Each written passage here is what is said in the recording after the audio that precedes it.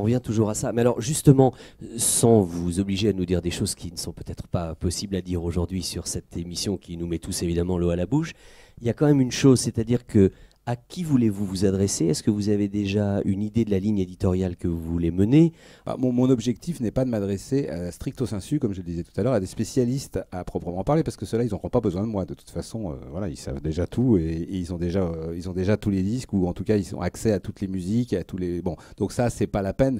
Mon objectif n'est pas non plus de m'adresser à des gens qui n'y connaissent strictement rien non plus, parce qu'après, ça devient aussi compliqué de refaire toute l'histoire à chaque fois. Alors, gommons toutes les deux semaines. extrêmes. Mais voilà, entre les deux, il me semble qu'il y a un paquet de gens dont je connais, dont des gens que je connais qui s'intéressent de façon un peu molle ou comme ça, mais en même temps qui ont un vrai goût de ça, mais ils le savent pas toujours suffisamment.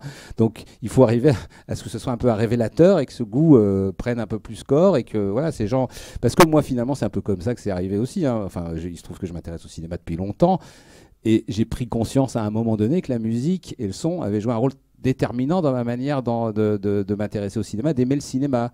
Bon, ça passe sur des choses extrêmement simples. Pierrot le Fou, un film d'Hitchcock et Bernard Herrmann, des choses de base aujourd'hui dans l'histoire du cinéma et de la musique de film. Mais après tout, c'est comme ça que ça passe. Donc il faut... Voilà, moi, si je pouvais convaincre, je ne sais combien de gens, peu importe la quantité, mais enfin un certain nombre de gens à travers cette émission que quelque chose peut passer à travers, enfin qu'un plaisir, ne serait-ce qu'un plaisir, mais une histoire comme ça peut passer à travers ça, ça serait bien. Quant à la ligne éditoriale, mon objectif n'est pas d'être stricto sensu ancré sur l'actualité, même si j'en traiterai aussi parce que ça me paraît être normal, mais je ne veux pas non plus faire que de l'actualité parce qu'à un moment donné, je trouve que c'est réducteur. Je trouve qu'il y a déjà aussi tellement de choses à faire entendre qui n'ont pas été assez entendues et qui historiquement sont importantes que voilà, je pense que j'envisage parmi les choses que je vais faire à la rentrée de faire une émission sur Christophe Komeda, qui est le musicien de Polanski, des débuts de Polanski premières années notamment, de Polanski, oui. qui est mort très très jeune.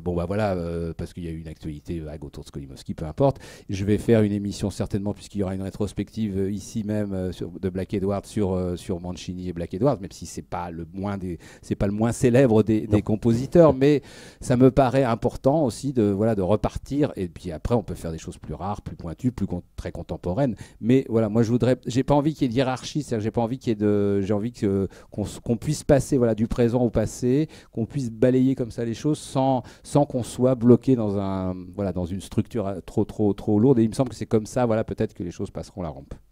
Et du coup, je vais vous laisser. Parce que c'est aussi pour ça que je vous posais la question tout de suite. Merci Thierry. Merci en tout cas. Désolé. Ok. Catherine, je reviens à vous tout de suite. Parce que depuis le début, je ne sais pas depuis combien de temps nous bavardons, mais depuis le début, il y a dans cette salle un témoin un peu particulier, parce que la musique de cinéma dans les médias français, ça le concerne un tout petit peu moins dans la mesure où lui s'intéresse beaucoup plus à l'Espagne. C'est un homme qui a animé des cours, des ateliers consacrés au cinéma en Espagne, je vous le disais, au Portugal, en Colombie, en Bolivie, au Panama, au Pérou, etc. Il a collaboré à la revue Positif, il a également coordonné le domaine hispanique du dictionnaire du cinéma qui sera publié par Larousse en 2011. Il s'appelle Floréal Peleato, je vous demande de l'applaudir, il est là au premier rang et je vais aller le rejoindre. Asseyons-nous un petit instant. Alors, je voudrais juste dans un premier temps savoir si vous étiez, avant de parler des différences entre la France et l'Espagne, si vous étiez au courant de la situation de la musique de film un peu difficile dans les médias en France, et votre première réaction sur l'ensemble de ce que vous avez entendu là. Ma première réaction, c'est que la situation est difficile, mais elle est certainement davantage en Espagne. Je crois qu'il y a une plus grande mobilisation, un plus grand intérêt de plus longue date en France pour la musique de film que ce qui peut exister en Espagne, parce que l'intérêt pour la musique de film remonte, en faisant presque de l'archéologie, aux années 80, pas avant. À ma connaissance, l'un des tout premiers à avoir montré de l'intérêt et du talent pour écrire sur ce qu'est la musique au cinéma, c'est José Luis Tellez, qui est un musicologue, qui dans la défunte revue Conte la Campo dans les années 80 a consacré certaines pages à ce sujet. Petit à petit, il s'est éloigné du cinéma, auquel il revient de temps en temps, pour devenir un critique musical très prestigieux, qui collabore avec l'Opéra de Madrid, avec les radios, qui présente des concerts. Donc, étonnamment, dans le cas espagnol, je crois que l'un des tout premiers à avoir parlé de musique au cinéma n'était pas un critique de cinéma, mais plutôt un critique musical. Un peu plus tard, vers la fin des années 80, apparaissent d'autres types de critiques qui, eux, viennent plus de la pratique de la critique de cinéma. Et qui disent que c'est important également de parler de la musique dans les films. Et bon, je pourrais en citer deux qui ont écrit d'innombrables comptes rendus, qui ont publié des livres, Conrado Chalabarder ou Joan Padrol. Et il me semble qu'à cette époque-là, donc il y a 20-25 ans, sans me limiter à ces deux personnes-là, il y a un profil qui apparaît, qui est celui du fétichiste. Il y a une sorte de fétichisme musical et une sorte qui se manifeste comment? Ce sont pour la plupart des collectionneurs de disques. D'ailleurs, à l'époque encore, il y a même des disques vinyles, donc ils sont ravis d'avoir dans leur antre des disques qu'ils peuvent montrer aux quelques élus qui les visitent. Et donc, il y a souvent une sorte de dissociation entre le plaisir de l'écoute purement musicale, qui les éloigne, me semble-t-il, parfois, de ce qu'est la réflexion sur la manière dont la musique nourrit les films. Donc ça, c'est un peu, pour simplifier beaucoup, la deuxième génération. Presque au même temps, il y a comment s'appelle-t-il, Josep Lluís Falcó, un Catalan, qui lui est un universitaire et qui apporte un autre abord. Il va publier une thèse sur la relation qu'ont les compositeurs espagnols dans l'Espagne des années 40 aux années 70, je crois, plus ou moins. Et lui va avoir un abord beaucoup plus historique, systématique, méthodique, et il publie depuis énormément donc, sur la musique de film. Et ce n'est que depuis une dizaine d'années qu'apparaît un profil beaucoup plus marqué par le rock, par d'autres formes musicales, par la world music, par une curiosité, je pourrais presque parler de world cinema, c'est-à-dire une ouverture sur le cinéma qu'il n'avait peut-être pas auparavant. À mon avis, la personne qui représente le mieux ce courant, c'est Roberto Cueto, qui est prof d'université, qui est membre du comité du Festival de San Sebastián, qui est également critique, grand mélomane, amateur de diverses formes musicales, et qui a écrit ce qui est peut-être le livre de référence pour ceux qui voudraient connaître la musique de cinéma ou la musique au cinéma en Espagne, pour les 10 dernières années, hein, puisqu'il y a une quarantaine de livres sur ce sujet. C'est Lenguaje Invisible, qui est un livre d'entretien avec une quinzaine de compositeurs espagnols, qui a été une commande du Festival d'Alcadenares. Ce livre a été publié en 2003-2004 et malgré tout, aujourd'hui, il est encore, je crois, la référence pour ceux qui souhaitent connaître à la fois les pensées et les pratiques de ceux qui font de la musique de film en Espagne. Et depuis, il y a un nouveau profil, beaucoup plus jeune. On sent qu'ils sont marqués par les cinémas orientaux, par des cinémas émergents et par d'autres formes musicales. Ils ont pour la plupart moins de 30 ans. Donc on est complètement pas à côté, mais c'est une autre manière de voir le cinéma et de considérer la musique. Et je trouve un écho de cette manière de l'appréhender dans une revue, qui est une revue digitale, Miradas de Cine, dont le siège est à Barcelone, et qui ont publié, et c'est la seule revue à ma connaissance qui, dans les dernières années, ait publié des dossiers sur la musique au cinéma. Il y a eu un dossier au printemps 2008 sur la musique dans les films de fiction, et qui contenait des choses peut-être un peu attendues sur le biopic, sur les films proprement musicaux, mais également il y avait un chapitre qui était consacré à des contributions musicales dans des films, par exemple The Proposition avec Nick Cave, RZA pour Ghost Dog, ou encore Sonic Youth pour Demon Lover. Donc on voit bien qu'il y a une ouverture, une volonté de se démarquer un peu de ce qu'ont fait leurs prédécesseurs. Et l'année suivante, ils ont fait quelque chose de plus surprenant, puisqu'ils ont publié un dossier qui en partie était consacré à la musique dans le cinéma documentaire. Et ça m'a beaucoup plus surpris.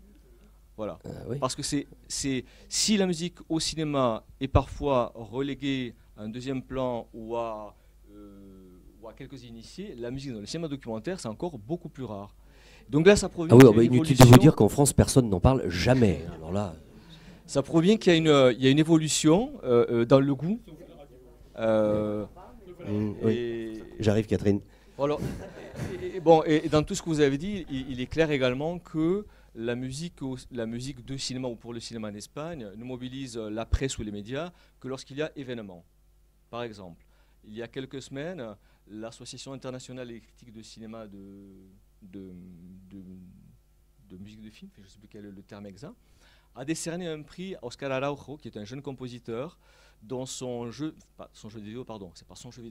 le jeu vidéo pour lequel il a écrit la bande sonore, Castlevania, donc a été récompensé à l'échelle internationale. Et là, évidemment, la presse en a parlé.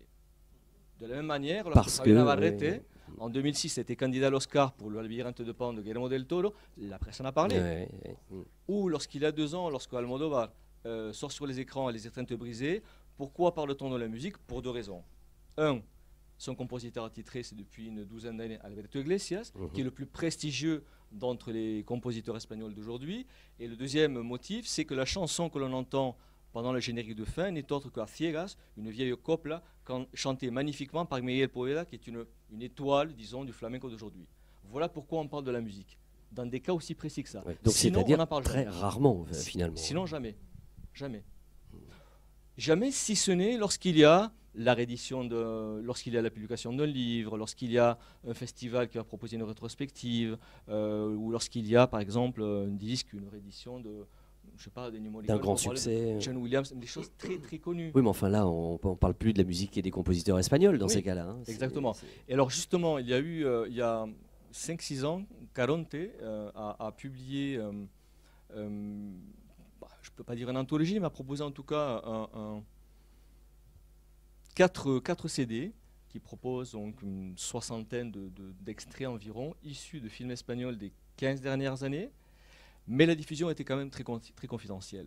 C'est-à-dire qu'il n'y a que les amateurs, je ne dis pas que ce sont les seuls qui soient informés, mais les autres, où ils n'y ont pas eu accès, où ils n'ont pas eu la curiosité. Alors, je reviens à ce qui a été dit ici, concernant les attachés de presse, ou la réaction de la presse en général.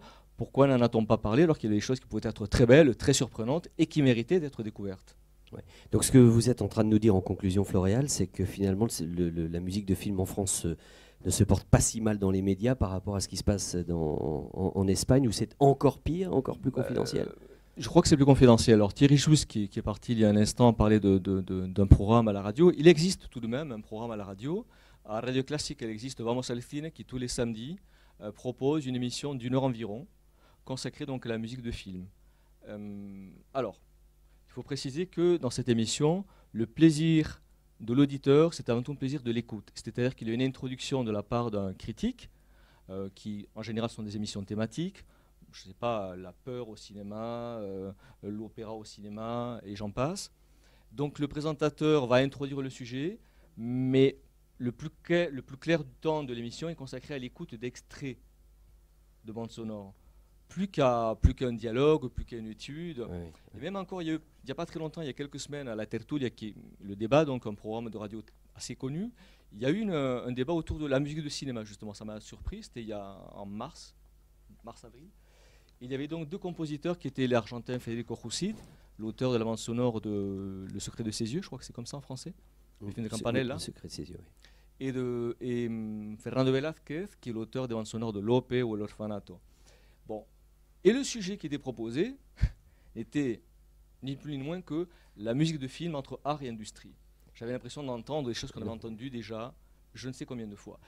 C'est un peu désolant dans la mesure où on aimerait qu'un programme radiophonique de grande écoute et a priori de qualité propose autre chose, que pour une fois il nous propose un regard un tout petit peu différent. Oui, peut-être un peu plus chatoyant aussi, un peu plus glamour quand même que cette thématique. En tout cas, je vous demande d'applaudir Floréal qui est venu en ami nous donner son témoignage et nous rendre tristement compte qu'il y a pire qu'en France. Triste, j'espère que votre impression n'est pas une impression lugubre. Je crois qu'il y a des choses qui se font, mais inquiétantes tout de même. Mais moins me semble-t-il que ce que vous pouvez vivre ici. Merci Floréal.